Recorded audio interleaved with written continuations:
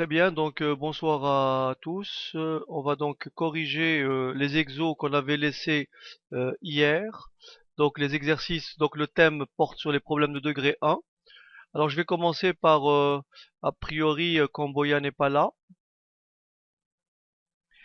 Très bien, donc le sujet CRPE 2010, donc Académie, on me dit Bordeaux, Bordeaux, Tours, je sais pas quel groupement, hein.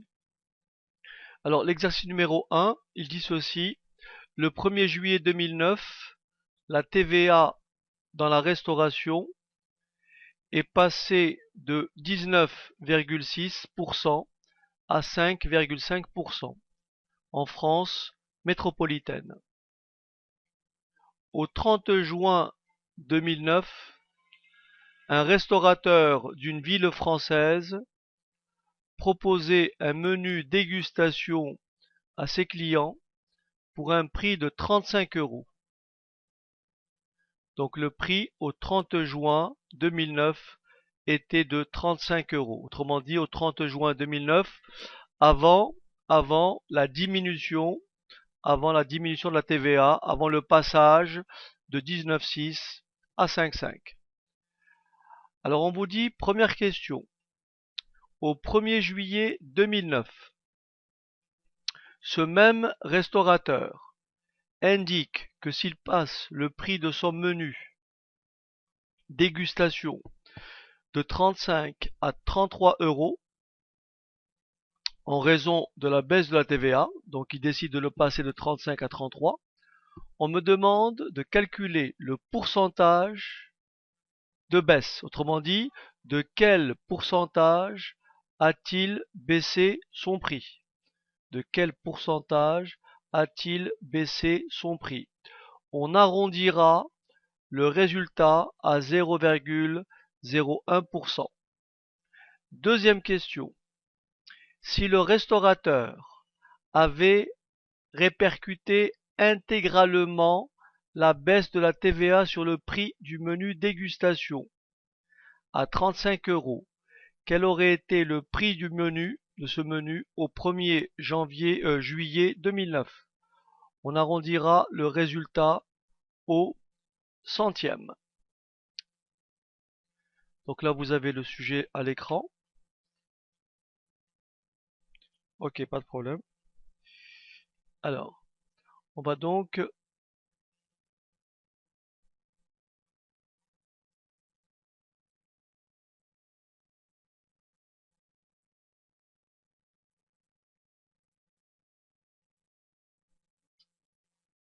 ici, on vous dit quel est le pourcentage de baisse.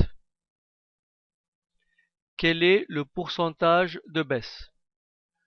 On a plusieurs façons, on a plusieurs façons pour répondre à cette question. Première façon, puisque le prix est passé, d'abord je vous donne la façon, on va dire très peu mathématique, mais qu'on peut comprendre. Puisque le prix initial, ok, bravo Malika, puisque le prix initial est de 35. Le prix initial est de 35. Le prix final, après réduction, est de 33. Vous savez que pour calculer un pourcentage tant d'augmentation ou de diminution, il suffit de faire valeur finale moins valeur initiale divisé par valeur initiale multiplié par 100 puisqu'il s'agit d'un pourcentage. Je répète, pour calculer un pourcentage d'augmentation ou de diminution, excusez-moi, je vais éternuer. Désolé.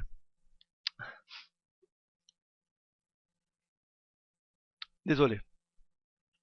Alors, pour calculer un pourcentage, pour calculer un pourcentage d'augmentation ou de diminution, on fait toujours valeur finale moins valeur initiale divisé par la valeur initiale. Donc, dans notre cas, la valeur finale, c'est 33. La valeur initiale, c'est 35. Divisé par valeur initiale, 35. On va trouver bien sûr multiplié par 100. On va trouver bien entendu un signe moins.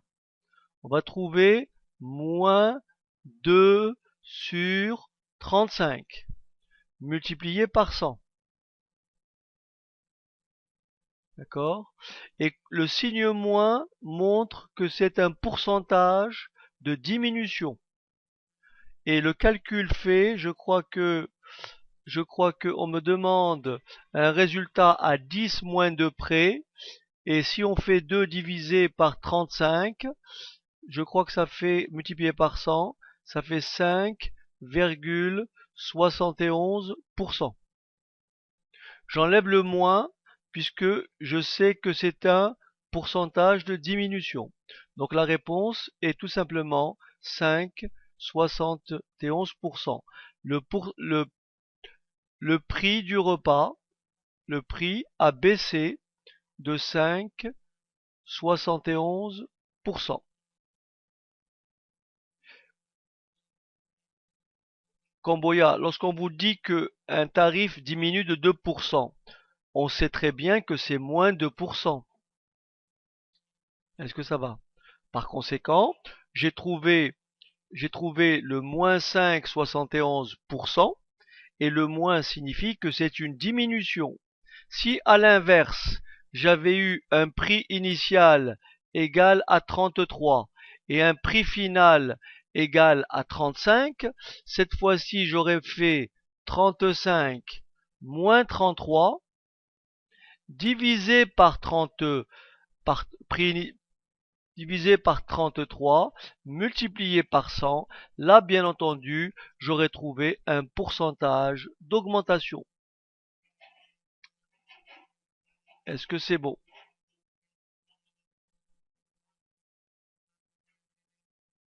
Ok.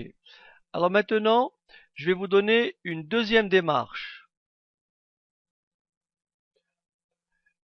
On est d'accord, Camboya, que j'ai trouvé moins 5,71.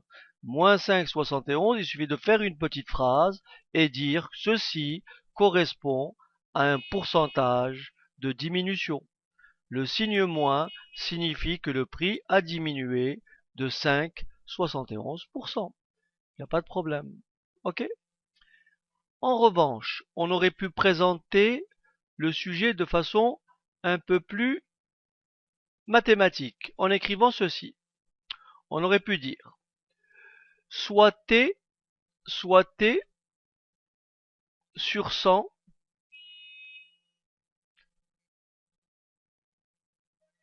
n'y a pas de problème Patricia, soit t sur 100 le pourcentage de diminution.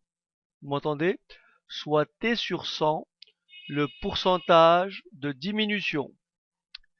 On a expliqué hier que lorsqu'on avait un pourcentage de diminution de 8, le coefficient multiplicateur, c'était 1 moins 8 sur 100. Et on a expliqué que ça faisait 0,92. Vous vous rappelez de ça? Vous vous rappelez de ça hier? Par conséquent, ok, par conséquent, j'ai mon tarif initial qui est de 35 euros.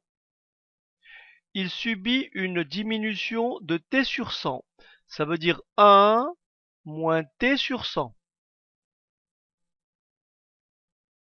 Et tout ceci est égal à combien? À 33, puisque c'est mon prix final. Ce qui me donne une équation toute simple. L'inconnu, c'est t sur 100.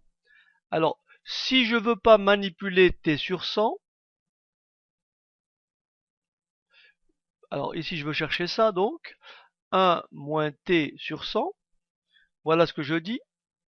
Je dis 1 moins t sur 100 J'écris penché parce que j'ai pas de place. C'est pas une écriture qui est vraiment licite. Égal à 33, c'est pareil. Je vais écrire la division comme ça, parce qu'il n'y a pas de place. Et bien entendu, on passe le 1 dans l'autre membre, ou bien on multiplie tout ça par 100. On multiplie tout ça par 100, ce qui me fait 100 moins t égale 3300 sur 35.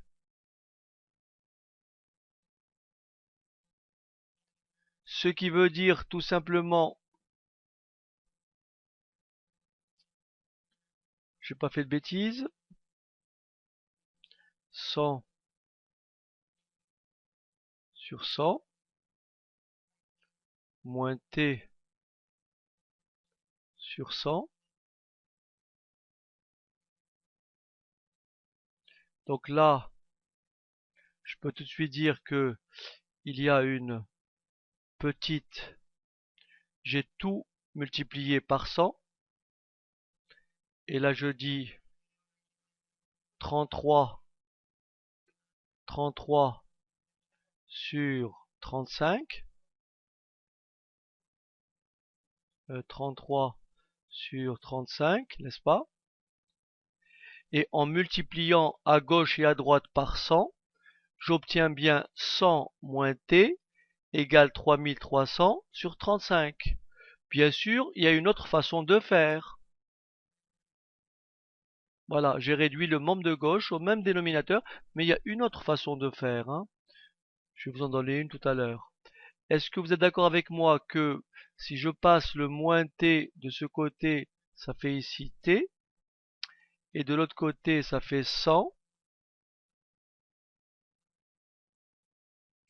Ah, surtout pas. Surtout pas, qu'on on multiplie à gauche et à droite par 100. Donc on multiplie le numérateur par 100. Si je multiplie ici par 100, j'aurais rien fait du tout. Parce que n'oubliez pas,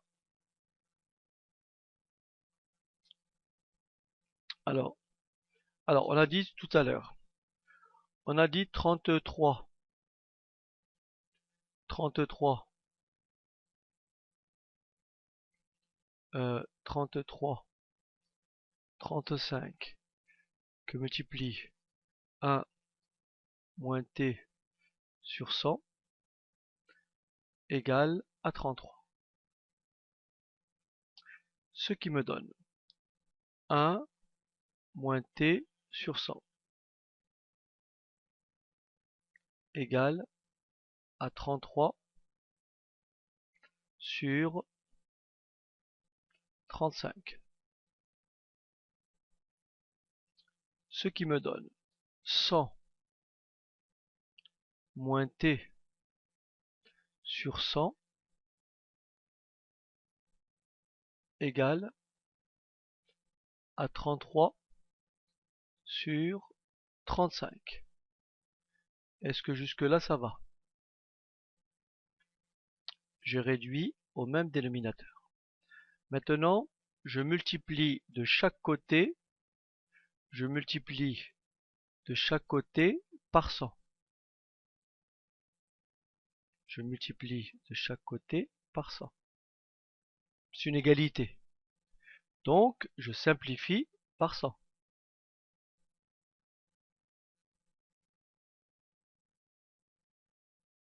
D'accord? D'accord? Je simplifie par 100, ce qui me donne 100 moins t égale à 3300 divisé par 35. Est-ce que c'est clair? Ok. Donc maintenant, j'ai plusieurs façons. Je peux faire donc moins t égale moins 100 plus 3300 sur 35. Et comme il y a moins ici, ça fait plus t, égale 100 plus, donc moins 3300 sur 35. Je tape ça à la machine et je dois trouver à 10 moins de près 5,71. Vérifier.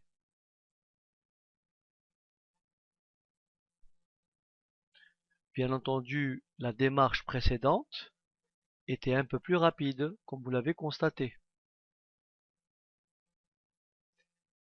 C'est quand même plus compliqué, Delphine, je vous l'accorde, mais ça fait partie d'un raisonnement global. Alors que tout à l'heure, j'ai appliqué un résultat très simple qui consiste à dire, pour calculer un pourcentage d'augmentation ou de diminution, je fais bêtement valeur finale moins valeur initiale divisé par la valeur initiale multipliée par 100. Moi je dirais que dès lors que vous avez expliqué ce que j'ai détaillé précédemment, bien sûr avec une petite note explicative, c'est aussi bien que ça, d'accord? Une note explicative, bien entendu, il ne faut pas s'amuser simplement, n'est-ce pas, à poser une opération arithmétique et à donner la réponse simplement aligner des chiffres. D'accord? Ça ne suffit pas. Alors que là, vous voyez, le raisonnement, il est plus soutenu, dans le sens où vous dites soit t sur 100, vous voyez, t sur 100, ou plutôt t, le pourcentage d'augmentation. Vous voyez, là, j'ai trouvé directement t, et je l'ai trouvé directement en pourcent. Pardon, soit t, le pourcentage de diminution. Vous voyez? Donc moi, je pense, vous nous quittez, Marie-Aimée? Vous nous quittez.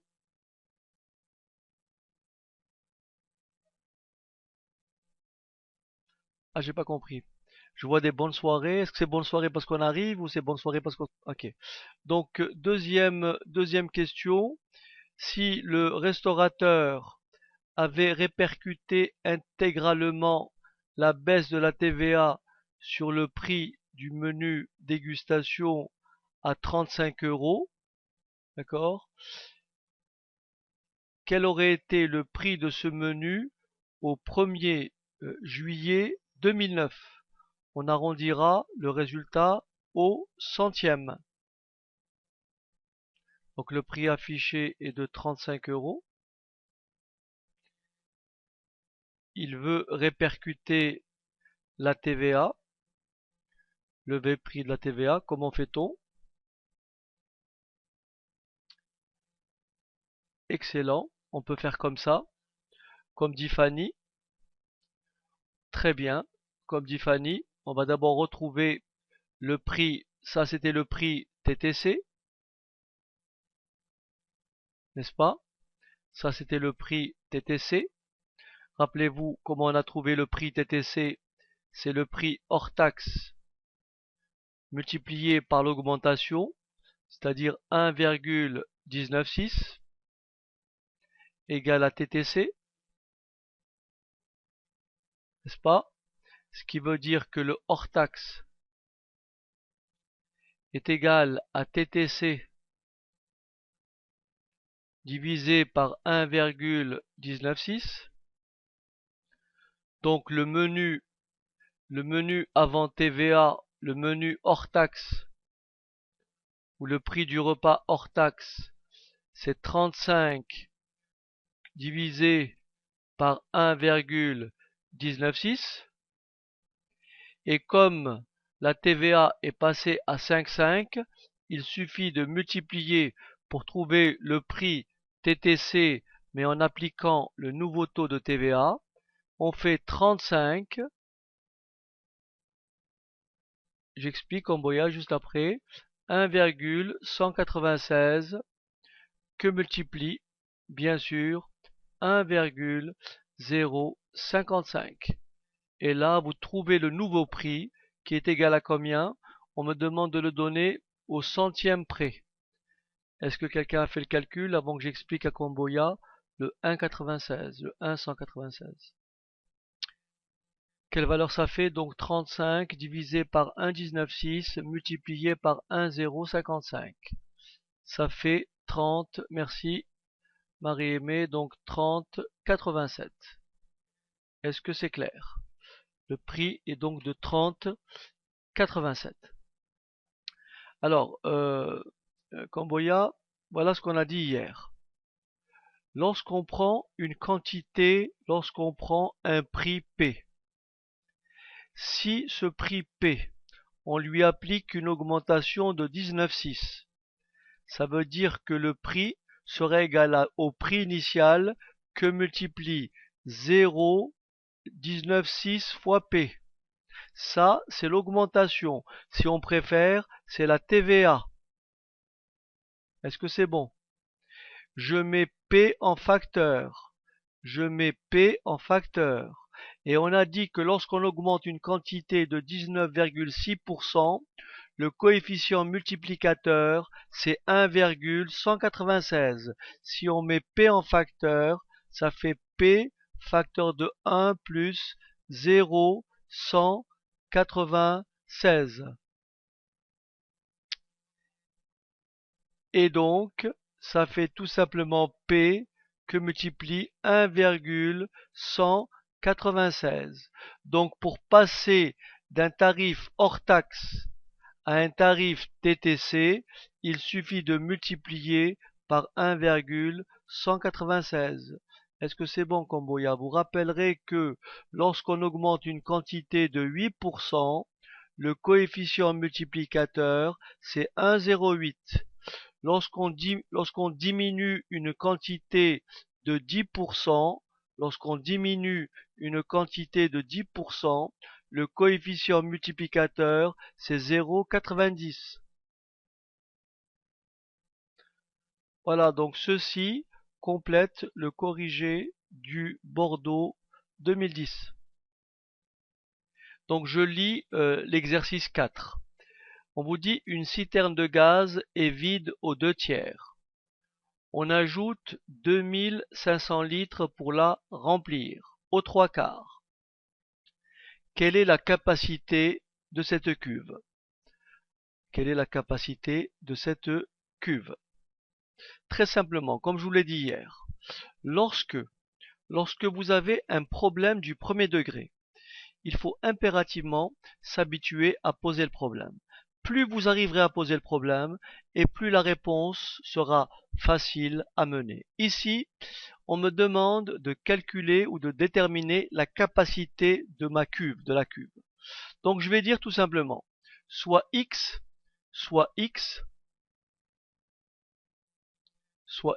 la capacité de la cuve.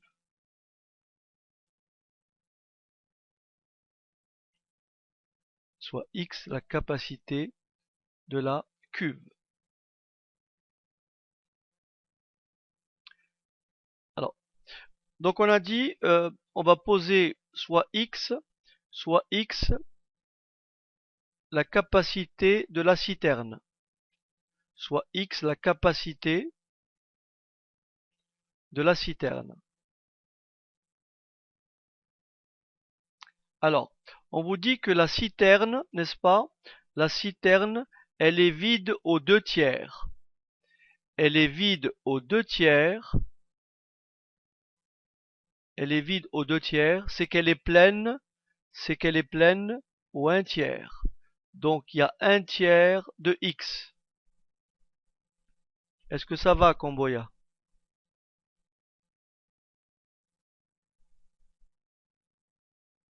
Ok. On vous dit, on ajoute 2500 litres. On ajoute 2500 litres. Et on dit après qu'elle est pleine aux 3/4. Donc, elle contient combien? 3/4 de son volume, 3/4 de x. Tout simplement. Elle contient 3/4 de x. Alors ici, le plus simple, c'est de réduire au même dénominateur. Je cherche le plus petit commun multiple de 3 et de 4, et ça me fait 12. Donc ici, ça me fait 4x sur 12, plus, aidez-moi, 2500 fois 12. 2500 fois 12. 2500 fois 12, on me dit 30 000. Égale 3 fois 4, 12, 9x sur 12.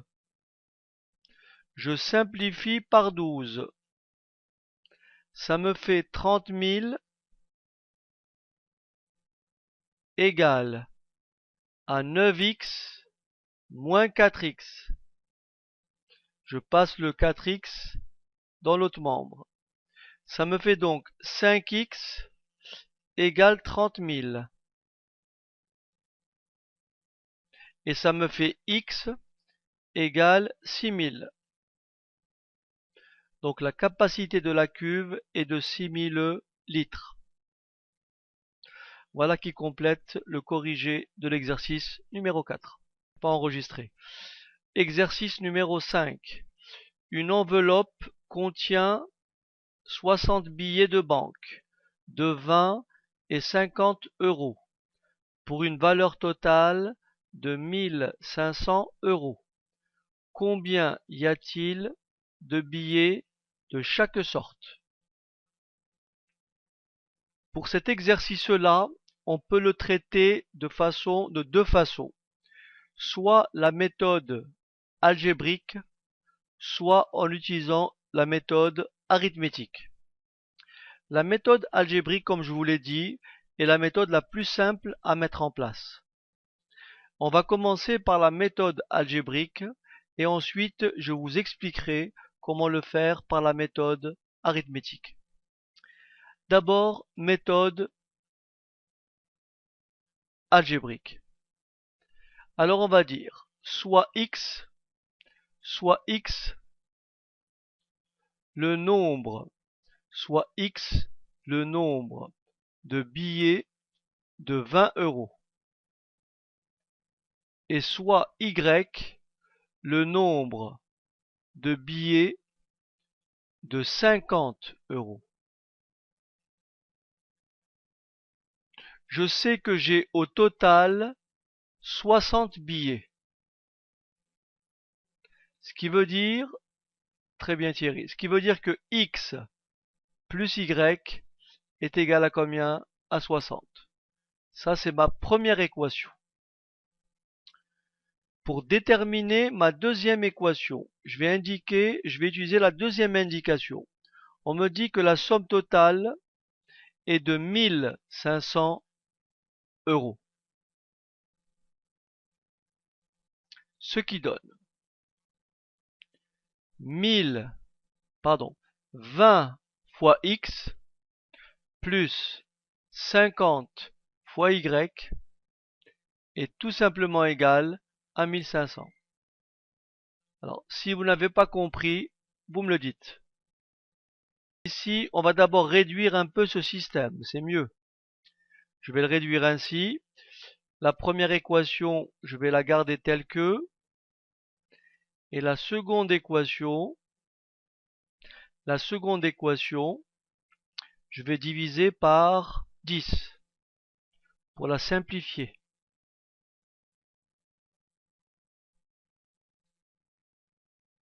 Égale 150. J'ai divisé les deux membres de la deuxième égalité par 10. Alors pour ça, je peux utiliser deux méthodes, soit la méthode de combinaison, soit la méthode de substitution. Si on veut utiliser la méthode de substitution, qu'est-ce qu'on va faire? On va exprimer x en fonction de y. Et on va dire que x est égal à 60 moins y. Et je vais remplacer x par sa valeur ici. ce qui va me donner 2 fois 60 moins y plus 5y.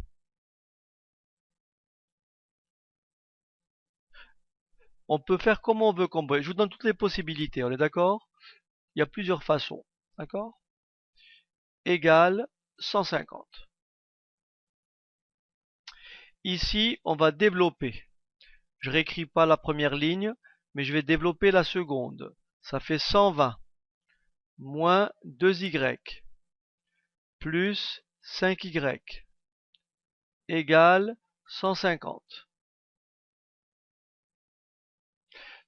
Moins 2y plus 5y, 3y égale 150 moins 120. 150 moins 120 égale 30. D'où y égale 30 divisé par 3. Ça fait 10.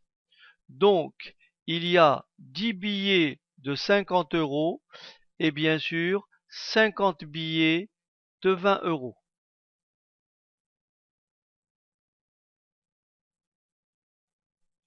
Pas de problème, Sarah. Alors, troisième ligne à gauche.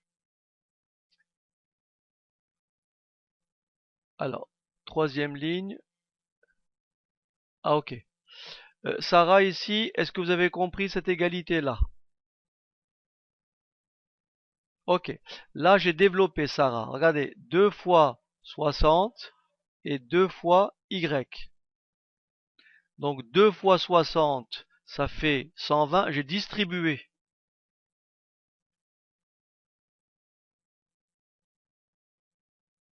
2 fois 60, 120. Ok. Et 2 fois y, 2y.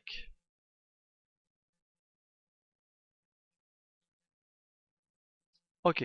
Ça va? Ok. Très bien. Alors ici, si vous permettez, on aurait pu aller plus vite. Je ne vais pas effacer, mais je vous propose la méthode de combinaison linéaire. Je vais multiplier cette première égalité par moins 2. Et je vais obtenir quoi? Moins 2x, voyez, moins 2y égale moins 120. J'ai multiplié les deux membres de cette égalité par le même nombre, moins 2. Pourquoi j'ai fait ça? Pour éliminer x par addition. Je recopie ma deuxième égalité. Je trace un trait et j'additionne membre à membre. Moins 2x plus 2x, ça fait 0. Moins 2y plus 5y, ça fait 3y. Et moins 120 plus 150, ça fait 30. Et vous déduisez comme tout à l'heure, y égale 10. C'est plus rapide. Ok? Ça, c'est la méthode de combinaison. Elle est plus rapide. La première est plus élégante, mais un peu plus longue. D'accord? Ok. Tout le monde a compris? Je vais maintenant vous proposer la méthode algébrique. Je vous propose la méthode algébrique. Alors, je vais effacer. Voilà ce qu'on va dire. On va dire, on a des billets de 20 €. On a des billets de 50 €. Pardon, la méthode arithmétique. Non, le système, c'est la méthode algébrique, Fadi. Là, je vous propose une méthode arithmétique. En cycle 3, on peut mettre en place. Voyez? Ok. Exactement. Il y a des façons, il y a des exos où on vous demande et la méthode arithmétique et la méthode algébrique. Et voir le tableur. Je vais essayer de vous l'expliquer rapidement. Alors, 50 €. On a dit que le total, on avait une somme totale de combien? 1500 €. Alors voilà comment on raisonne arithmétiquement. Supposons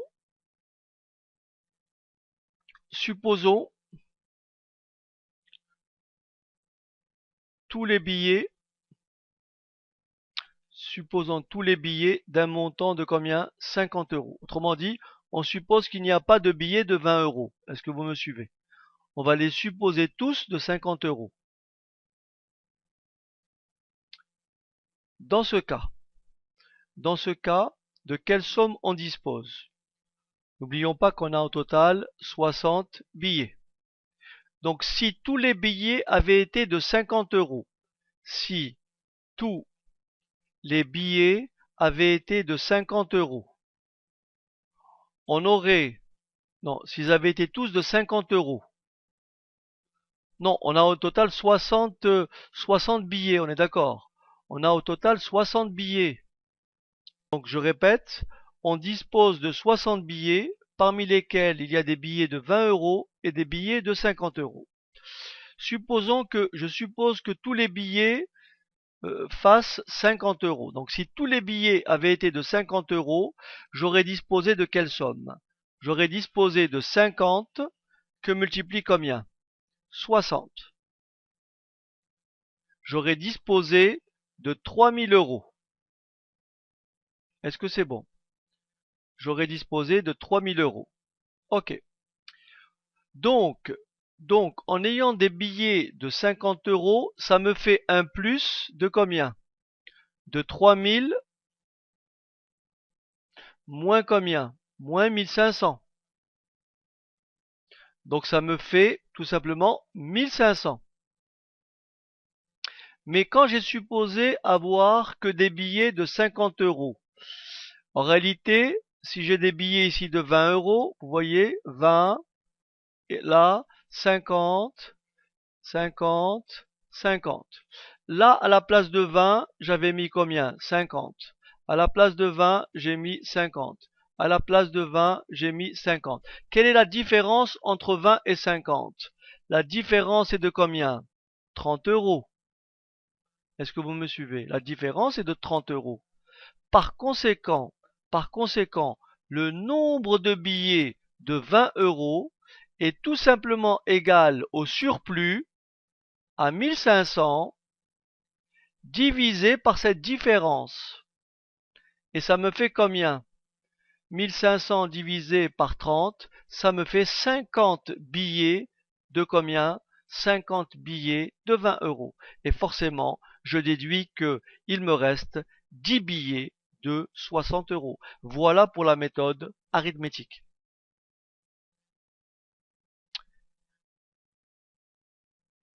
Essayez de reprendre le raisonnement. On a vu que si tous les billets avaient été de 50 euros, j'aurais eu une somme de 60 multiplié par 50, ce qui fait 3000. Donc, j'ai un trop perçu de combien? 1500 euros. Pourquoi? Parce que la vraie somme est de combien? 1500. Ça, vous l'avez compris. Là, je fais une simulation. Regardez bien. Je n'ai pas le nombre de billets de 20. Regardez ce que j'ai. 20, 20, 20, etc., etc. 20. Et je suppose que là, j'ai X billets de 20, n'est-ce pas? Là, j'ai 50, 50, 50. Et ça continue, 50. Dans mon raisonnement précédent, j'ai supposé que tous ces billets-là étaient de 50. Vous voyez?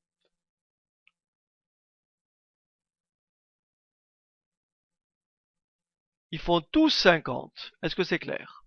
Voilà, ils font tous 50. Donc là, j'ai trouvé combien? Là, j'ai trouvé 3000. On est d'accord? Là, j'ai trouvé 3000. D'accord? Et la différence est de 1500. Cette différence, elle est imputable où? Regardez bien. Là, j'ai 30. Là, j'ai 30. Là, j'ai 30. Et j'ai combien de fois 30? 30x fois. Est-ce que c'est bon? Et cette somme-là, ce nombre-là, représente combien? 1500 euros. C'est cette différence-là. Et donc si je divise cette différence 1500 par la différence entre le billet le plus cher et le billet le moins cher, je trouve effectivement 30 et ça fait 50. Est-ce que c'est plus clair?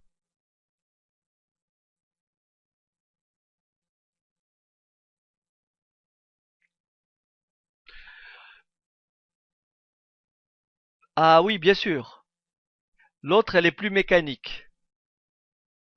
Elle est plus mécanique. Regardez, on peut mettre en place ceci, hein. Si je vous dis ceci, regardez, je prends une viennoiserie à 3 euros, d'accord? Et je prends des viennoiseries à, on va dire, 5 euros, n'est-ce pas? Imaginons que là, j'en achète 10. Imaginons que là, j'en achète 30. D'accord. Ça me fait donc dépenser combien? Ça me fait donc dépenser 30, n'est-ce pas? Plus combien? 150.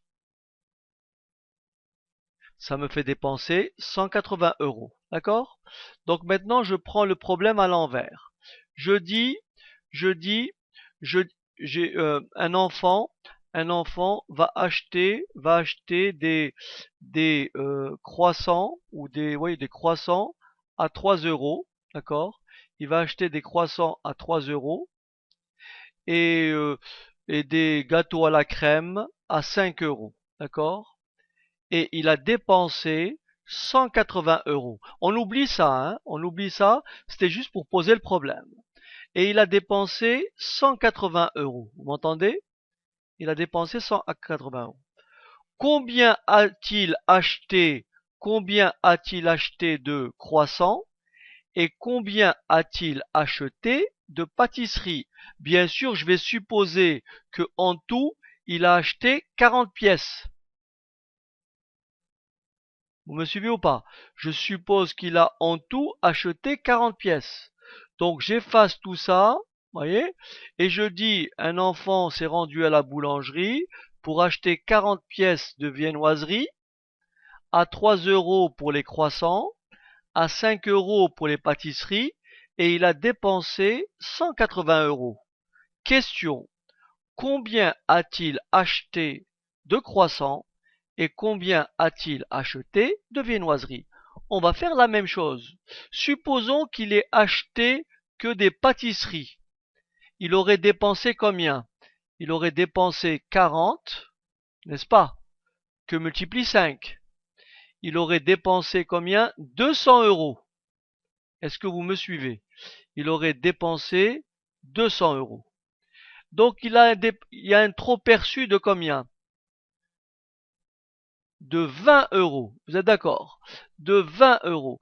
Quelle est la différence entre le prix d'un croissant et d'une pâtisserie? 2 euros. Donc, il aura acheté combien de croissants? 20 divisé par 2 est tout simplement égal à quoi? À 10. Donc ça, ne l'oubliez pas. C'est un cas classique.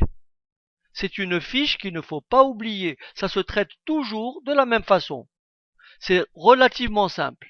C'est difficile à comprendre une première fois, mais quand vous donnez le temps, vous avez effectivement en place quelque chose que vous retenez. Alors si l'énoncé est orienté dans ce sens, la réponse vous l'avez automatiquement.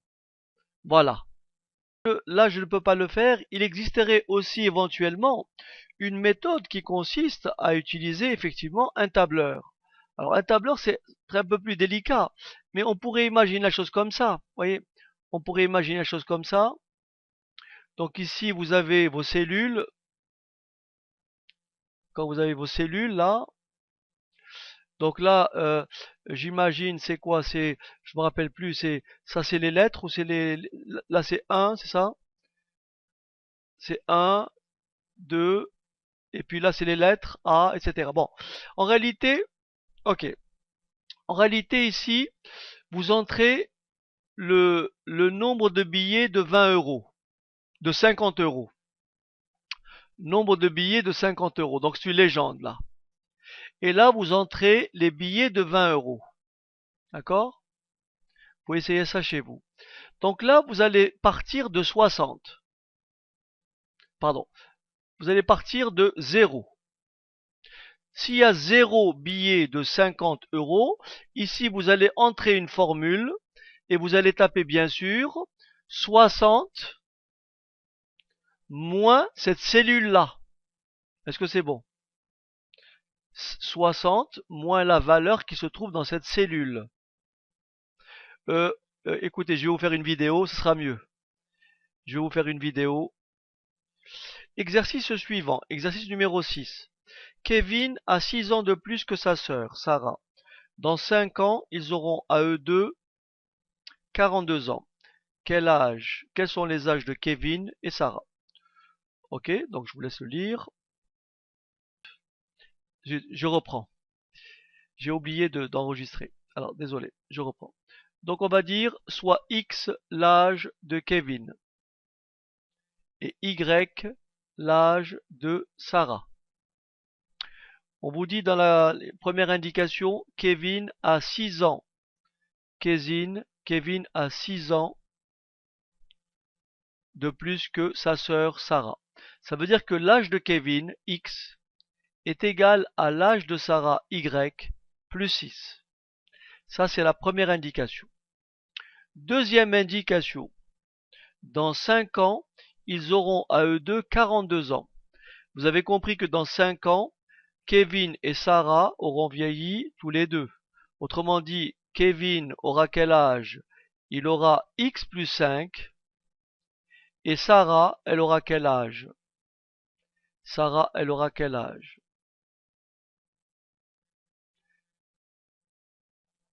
Je crois avoir fait une petite bêtise. Alors, et Sarah, donc, aura quel âge? Elle aura l'âge d'aujourd'hui, donc, Y.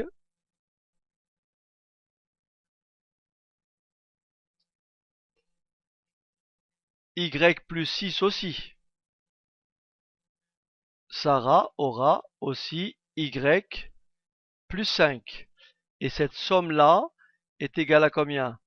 42.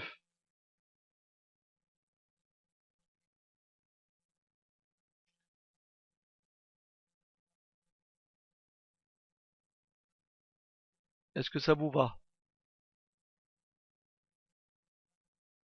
Alors, on reprend. On vous dit X c'est l'âge de Kevin, on est d'accord? Et Y c'est l'âge de Sarah. Donc l'âge de Kevin, X, est bien égal à l'âge de Sarah plus 6. Est-ce qu'on est d'accord?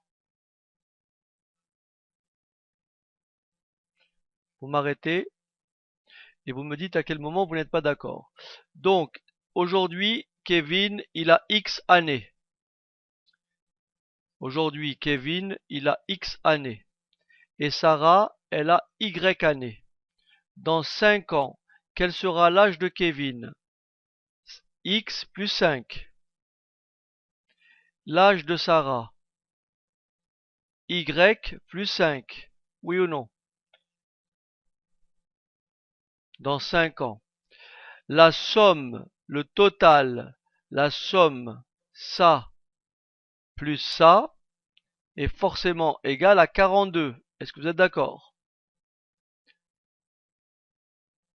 Ce qui veut dire que là, Kevin, dans 5 ans, il aura X plus 5. Sarah, dans 5 ans, elle aura Y plus 5.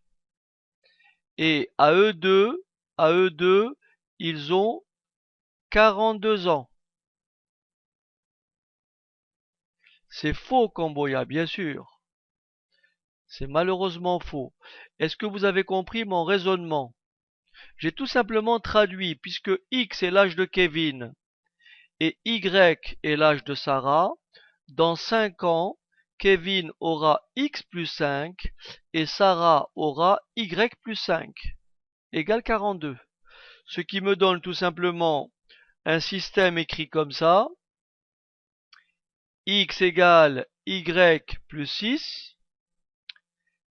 X plus Y égale, est-ce que vous voyez 32 ou faut-il le détailler? Est-ce que tout le monde comprend le 32? Parce que j'ai fait quoi? 5 plus 5, ça fait 10, Fanny. Et quand je passe le 10 de l'autre côté, ça fait 42 moins 10, ça fait 32. voulez que je le détaille, Fanny? Alors, x plus y plus 10 égale 42. X plus y égale à 42 moins 10.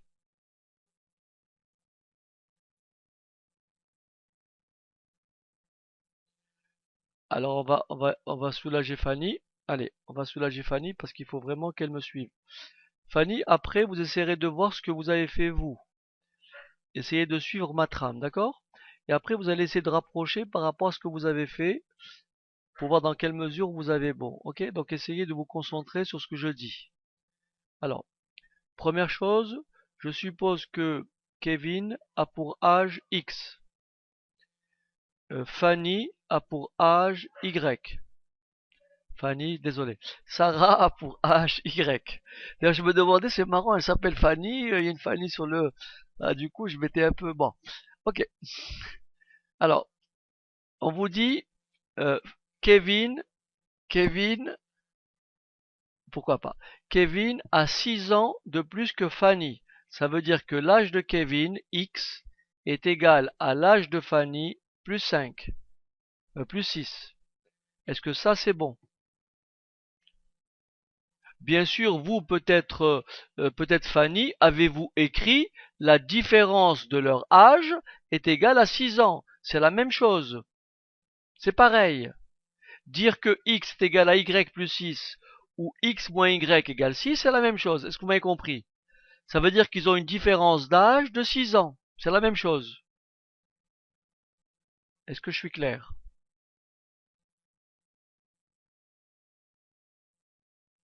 Ok. Maintenant, on vous dit dans 5 ans. Dans 5 ans, quel sera l'âge de Kevin?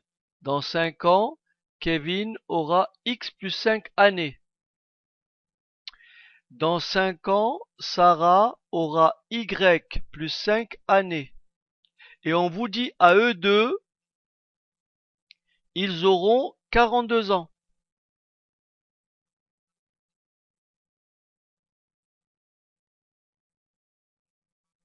À eux deux, ils auront 42 ans.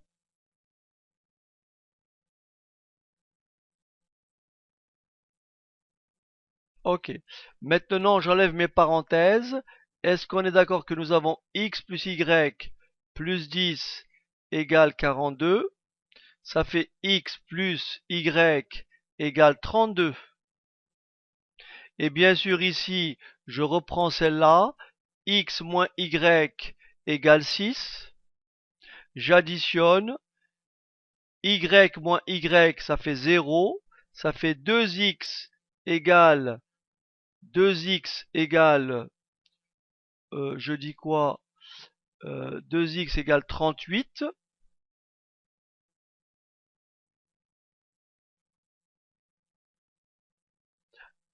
2x égale, pourquoi, tac, tac, tac, tac, tac, 26, est-ce que quel est le problème? X moins y égale 6, j'ai additionné. 38, x égale, voilà, x égale 38 divisé par 2, ça fait 19. Ça veut dire que Xavier a 19 ans, Kevin a 19 ans, et bien sûr Sarah, qui a 6 ans de moins, a 13 ans.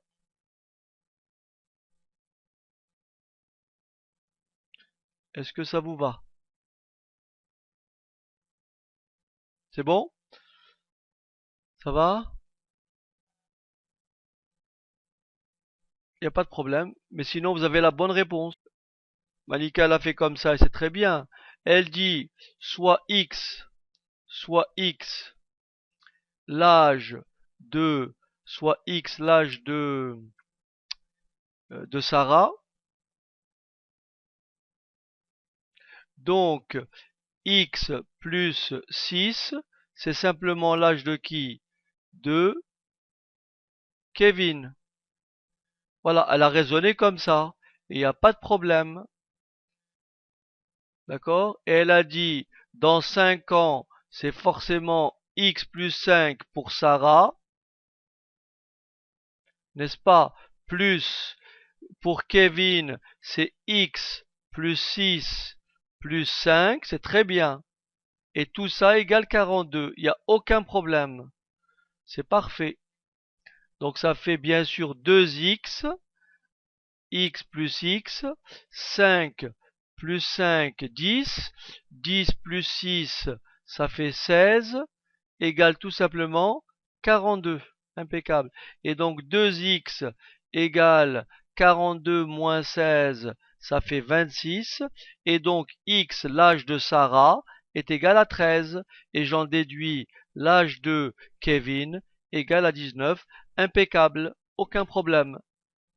Très bon raisonnement. Je dirais même meilleur que le mien. Voilà. Je dirais même meilleur que le mien.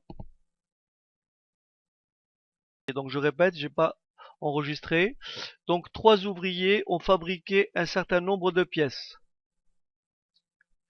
Le premier en a fabriqué 2/7 plus 6, le second 1/3 plus 7 et le troisième les 11 pièces restantes. Quel est le nombre total de pièces? Combien de pièces ont été fabriquées par chacun des deux ouvriers? On vous dit donc, on va dire soit x, le nombre de pièces fabriquées. Le nombre de pièces fabriquées. Soit x, le nombre de pièces fabriquées. Donc, 3 ouvriers ont fabriqué, donc le premier a fabriqué les 2/7. Donc 2/7 de x plus 6. Le second, il a fabriqué le tiers de x plus 7. Et le troisième, il a fabriqué les 11 pièces restantes. Et bien sûr, tout ça est égal au nombre de pièces fabriquées. Voilà mon équation. C'est tout. On va réduire un petit peu. Ça fait donc 2/7 de x plus 1/3 de x plus 6 et 7, 13. 13 plus 11, 24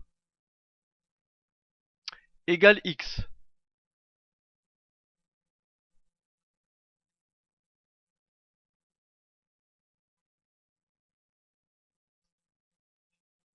On va voir Camboya. On va voir. D'accord? Est-ce que jusque-là vous avez compris? Ok. Alors voilà comment on va faire. On a deux possibilités. Par habitude, on met les x à gauche. Ce que je vais faire. Je peux bien sûr mettre les x à droite. Mais je ne vais pas vous perturber. Je vais faire comme ça. 2/7 de x plus 1/3 de x moins x égale moins 24.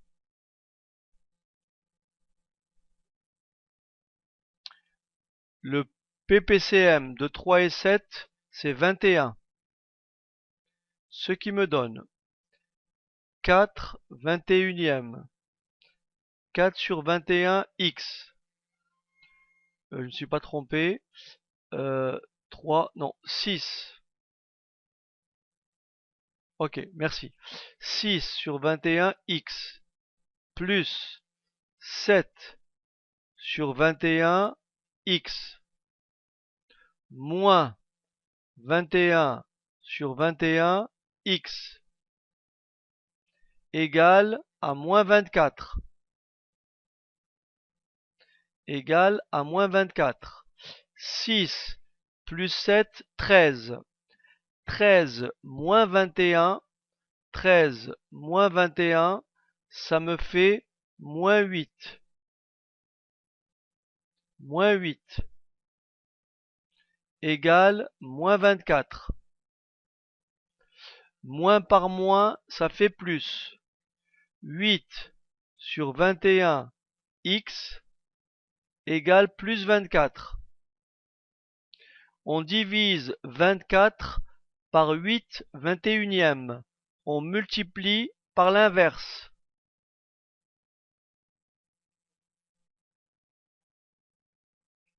24 divisé par 8, ça fait 3.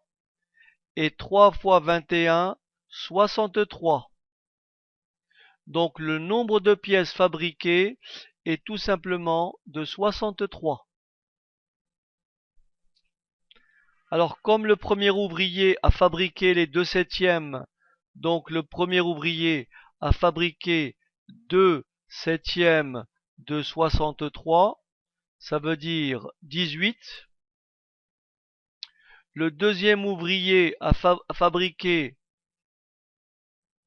pardon, le premier ouvrier, les 2/7, le premier en a fait 2/7 plus 6. Ah oui, donc plus 6. Plus 6, ça fait donc 24. Ok. Le second, le tiers, plus 7. Donc le second, le tiers de 63, plus 7. Donc ça veut dire 21 plus 7, ça veut dire 28. Et enfin le troisième, on a fabriqué combien? Les 11 restantes. Donc si on fait 28 plus 11, ça fait 39. 39 plus 24, ça fait 63. Voilà qui complète le corrigé de l'exo numéro 7. Alors ABCD est un carré de côté ABCD est un carré de côté 5 cm. Le point M de AB est distinct de A et B. Comment faut-il placer le point M pour que l'aire du rectangle AMD soit égale au tiers du trapèze MBDC? Très bien. Donc qu'est-ce qu'on a? On a un carré. On a un carré à peu près comme ça. Et donc le carré, on va appeler A, B, C, D.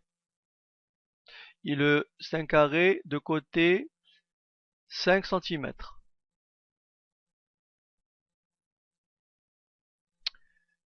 On vous dit, on place un point M du segment AB. Donc le point M, je vais le prendre ici. Et on vous demande de déterminer comment faut-il placer le point M pour que l'aire de AMD, donc l'aire de AMD, soit égale au tiers de l'aire du trapèze MMB DC. MB, oh, ce serait plutôt, je dirais, l'aire du trapèze MBCD, n'est-ce pas? Ok, vous avez compris, il faut lire l'aire du trapèze MBCD. Ok, je vais appeler AM, je vais poser AM égale à X. AM égale à X. Là, j'ai un angle droit. L'aire du triangle AMD est égale à la base 5 que multiplie la hauteur X divisé par 2. L'aire d'un triangle, c'est la base fois la hauteur divisé par 2. Est-ce qu'on est d'accord? Ok. L'aire du trapèze. L'aire du trapèze. M, B, C, D. C. Là, je vais l'appeler petite base. Et là, je vais l'appeler grande base. Et ça, BC, je l'appelle la hauteur. Donc, c'est quoi l'aire de ce trapèze? C'est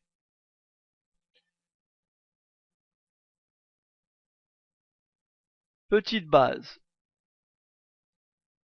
MB, plus grande base.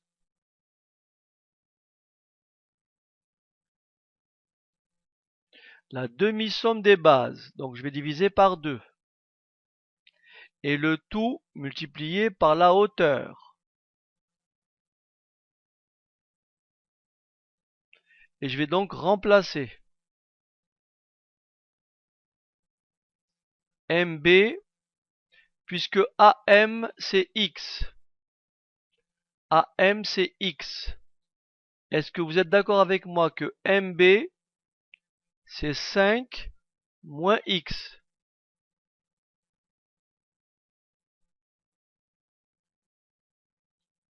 Étant d'accord que si AM c'est X, MB c'est 5 moins X.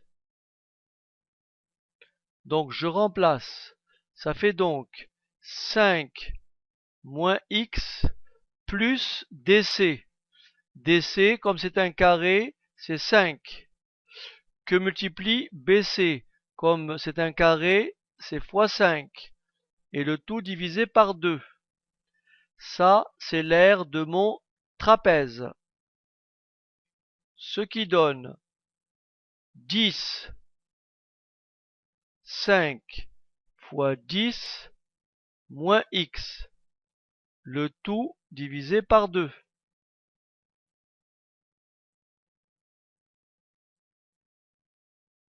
Est-ce que ça va?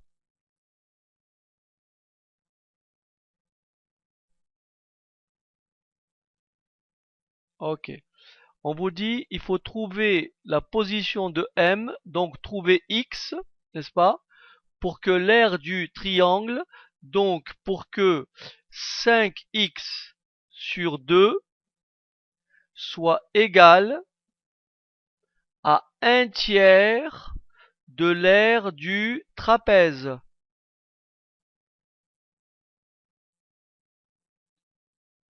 Il me suffit de résoudre cette équation.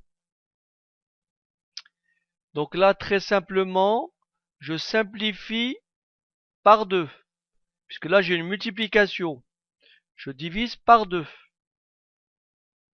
J'obtiens donc 5x égale à 1/3 que multiplie 10 moins x. Je fais le produit en croix, ce qui me donne 15x. Je multiplie ici par 3 et je multiplie ici par 3, ce qui me donne 15x égale à 10 moins x.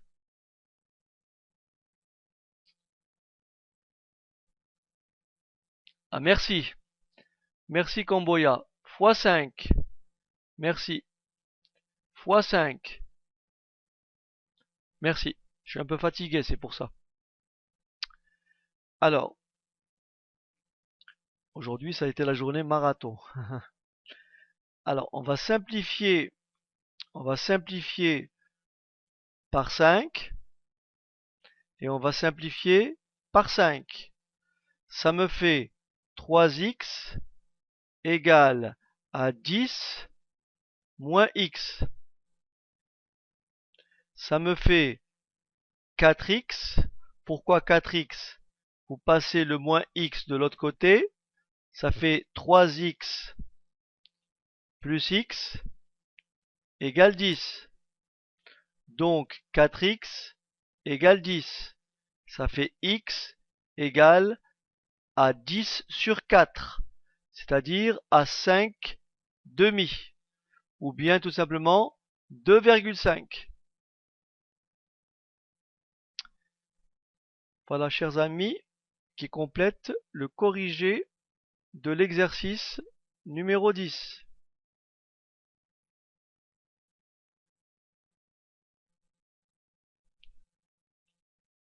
Alors, je vais juste poser la vidéo.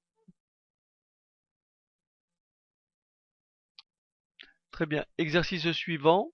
Euh, Exercice numéro 11. Mathieu part en vélo de la ville A à 14 heures et roule vers la ville B à 15 heures. Oui, fatigué.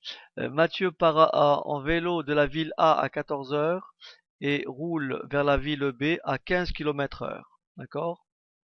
Stéphane part de la ville B une demi-heure plus tard et roule vers la ville A à 20 km/h.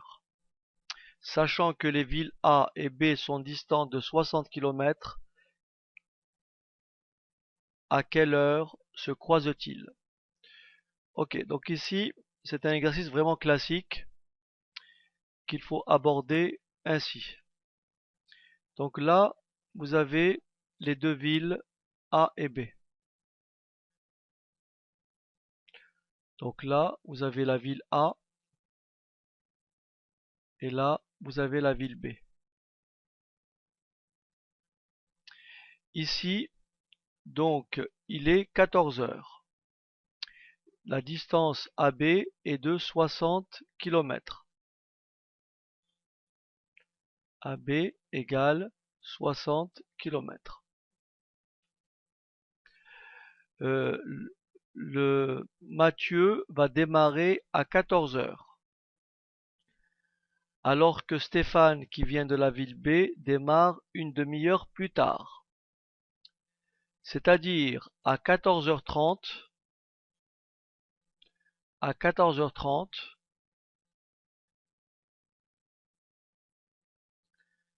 à 14h30, Mathieu aura roulé pendant combien de temps? 30 minutes. Ok. Est-ce que vous êtes d'accord? Donc Mathieu aura parcouru 7,5 km. Et il est 14h30.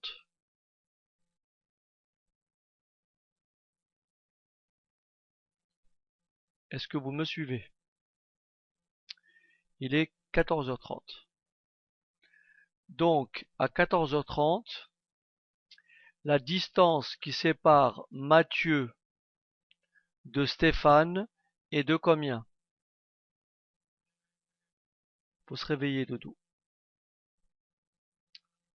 Mathieu démarre à 14h.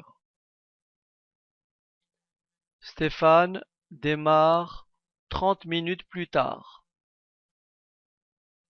En 30 minutes, à 14h30, Mathieu a déjà parcouru 7,5 km, puisqu'il roule à la vitesse de 15 km/h.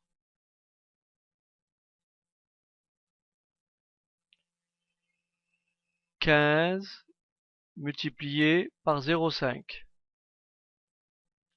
La distance est égale à la vitesse fois la durée. Ok. Donc, il reste plus qu'à parcourir combien? La distance qui sépare Mathieu de Stéphane est égale à combien? À 60 moins 7,5. Ça fait 52,5. Donc voilà ce qu'on va dire. Soit X, le nombre d'heures, soit X, le nombre d'heures après 14h30, soit X, le nombre d'heures après 14h30. C'est-à-dire si X égale 1, ça nous mènera à 15h30. Si X égale 2, ça nous mènera à 16h30. Est-ce que c'est clair? Soit X, le temps écoulé entre 14h30, le temps écoulé après 14h30. Pendant ce temps-là, pendant cette durée-là, pardon, Mathieu aura parcouru quelle distance? 15x. Pendant cette durée-là, Mathieu aura parcouru quelle distance? 15x. Stéphane aura parcouru quelle distance? 20x. Pour que Mathieu rencontre Stéphane, il faut qu'ils aient à eux deux parcouru la distance totale qui les sépare. Pour qu'ils se rencontrent, il faut que la distance parcourue par Mathieu plus la distance parcourue par Stéphane, cette distance-là plus cette distance-là doit être égale à la distance restante, c'est-à-dire 52,5 km. Ce qui donne 15x plus 20x 35x égale 52,5 km, d'où x égale 52,5 divisé par 35, ce qui donne x égale 1,5. Et donc, ils vont se croiser dans 1h30 minutes. 1h30 minutes après combien? 14h30. Donc 14h30 plus 1h30, ça fait exactement combien? 16h. Ils vont se croiser à 16h. Vérification. Vérification. Stéphane démarre à 14h. De 14h à 16h, Stéphane aura roulé pendant 2 heures. Il aura parcouru 20 km, pardon, il aura parcouru 15 km que multiplie 2, c'est-à-dire il aura parcouru 30 km. Stéphane, lui, ça c'est Mathieu. Stéphane, lui, a démarré à 14h30. Il a donc roulé combien? Il aura roulé 1h30. Et si vous multipliez 1h30, 1,5 par sa vitesse, la vitesse de Stéphane, vous trouvez 30 km. Stéphane a parcouru 30 km, Mathieu a parcouru 30 km, ils vont forcément se croiser puisqu'ils ont couvert les 60 km. Voilà.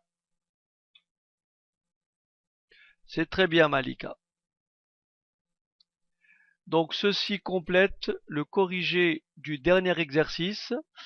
Et si vous êtes un tout petit peu patient, je vais juste afficher la première feuille. Et je vous dis donc très bonne soirée pour ce qui reste. Hein, et je vous dis donc à demain. Allez, à bientôt. Au revoir.